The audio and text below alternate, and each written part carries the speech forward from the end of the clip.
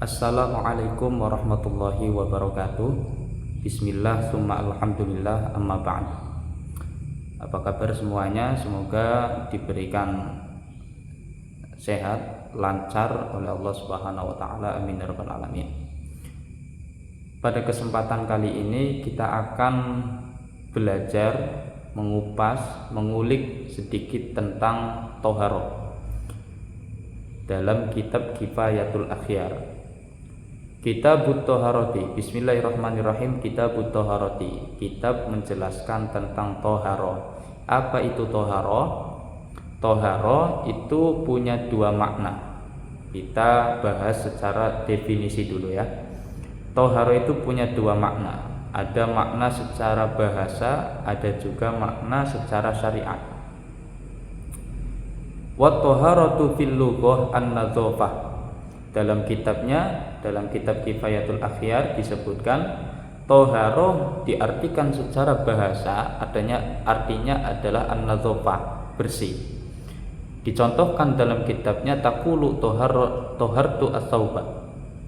Tohartu as-sauba, saya membersihkan baju. Ai nadzaftuhu. Wa fi syar'i. Nah, kalau definisi secara syariat, maka toharoh adalah ibarah an raf'il hadasi, dari mengangkat hadas, au izalatin najisi, atau menghilangkan najis, au ma fi maknahuma, atau sesuatu yang semakna dengan hadas atau najis, au ala suratihima, atau sesuatu yang punya bentuk layaknya hadas atau najis, kal ghuslati asaniyati wasalisati. Termasuk dalam toharoh adalah basuhan yang kedua dan yang ketiga dalam wudu semisal atau dalam mandi. Wal aghsali al masnunah, termasuk juga mandi-mandi yang disunnahkan. Wa tajdidul wudu'i, dan memperbarui wudu. Wa tayammumi, dan tayamum. Wa ghairi dzalik, dan lain sebagainya. Mimma la yarfa'u hadasan wa la yazilu najisan walakinnahu fi maknahu. Dari setiap sesuatu yang punya praktek sama persis, meskipun tidak punya potensi mengangkat hadas atau menghilangkan najis. Nah, kalau kita bicara tentang toharoh, maka erat kaitannya dengan media toharoh itu sendiri. Dalam toharoh itu terdapat mediator, terdapat alat. Tergantung toharoh apa yang ingin kita praktekkan atau lakukan. Dalam hal ini dibagi menjadi beberapa step. Ada yang menggunakan air, ada yang menggunakan debu, ada yang menggunakan samak, ada lagi yang menggunakan perubahan bentuk. Kita bahas satu persatu. Toharoh menggunakan air. Nah, ini menjadi sesuatu yang urgen karena dilakukan atau dipraktekkan di kehidupan kita sehari-hari. Maka penting kita harus memahami tentang air terlebih dahulu. Nah, dalam kitab Kifayatul Akhyar di situ dijelaskan anwa'ul miyahi, pembagian macam-macam air. Nah, air ini dalam pembagiannya ada dua. Ada pembagian air secara substansial, ada pembagian air secara esensial. Substansial berarti membahas air dari segi fisiknya, dari segi bentuknya, dari segi materinya. Pembahasan air secara esensial nanti erat kaitannya dengan hukum yang biasa kita dengar dengan tohir mutohir, tohir ghairu mutohir, dan lain sebagainya. Nah, kita bahas secara substansial dulu. Al-miyahu allati yajuzu biha at-tadhhir sab'u miyahin. Air yang diperbolehkan atau distatuskan sah digunakan untuk bersuci itu ada 7.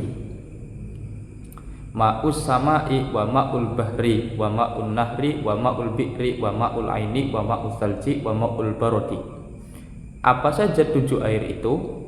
Ada yang pertama ma'us sama, air langit atau air hujan.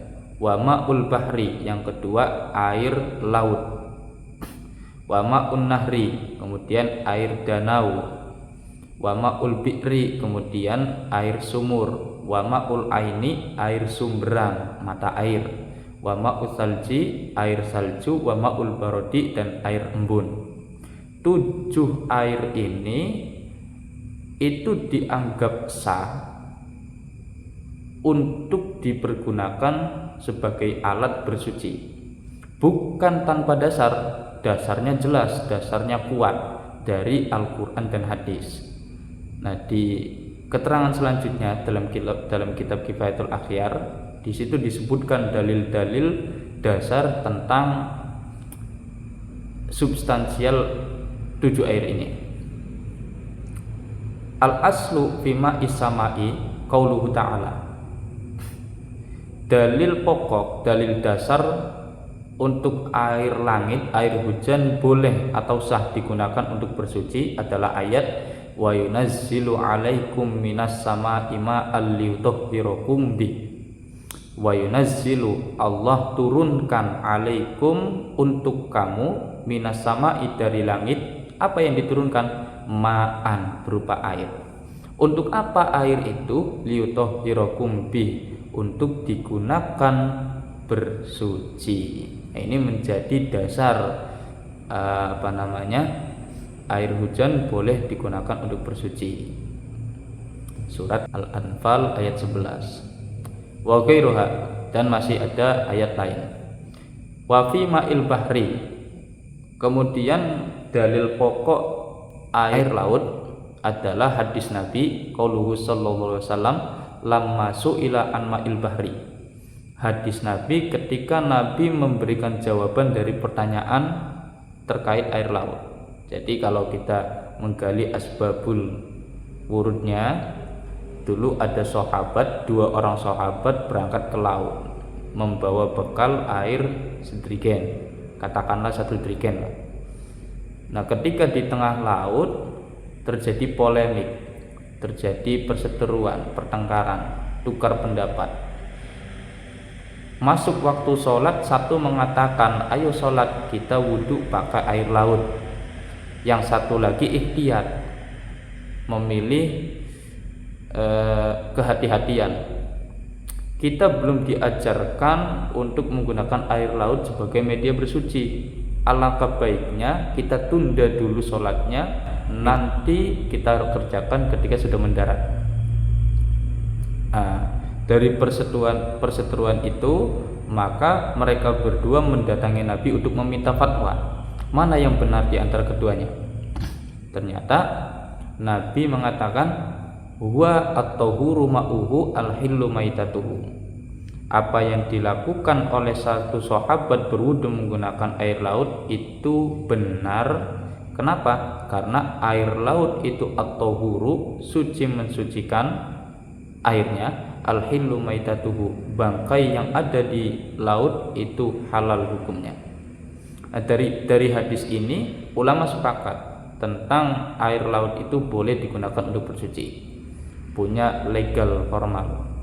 Wa fi ma'il ba'ri, wa fi ma'il bi'ri, kemudian air sumur. Apa dalil pokoknya? Dalil pokoknya adalah hadis Sahal radhiyallahu taala anhu. Hadis dari Sahal radhiyallahu taala anhu. Qalu ya Rasulullah, innaka tatawaddu min bi'ri budu'atin. Ketika Nabi Muhammad sedang melakukan belusukan, kita katakanlah belusukan lah. Terus Nabi Muhammad melakukan wudu di salah satu sumur. Ada sahabat yang menegur, ya Rasulullah, innaka tatawaddu min bi'ri budu'atin.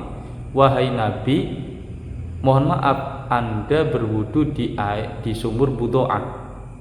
Apa sumur budu'ah? Wa fiha ma yunjin nas wal ha'idu wal junubu. Sumur budu'ah itu sumur yang sering digunakan oleh wanita-wanita haid dan orang-orang junub untuk bersuci, mandi, membersihkan diri dan lain sebagainya. Walhasil sering digunakan orang. Apa respon Nabi? Faqala Rasulullah, al-ma'u tahurun la yunajjisuhu syai'un. Kata Nabi bahwa sumur itu tidak najis, airnya suci, mensucikan, tidak najis.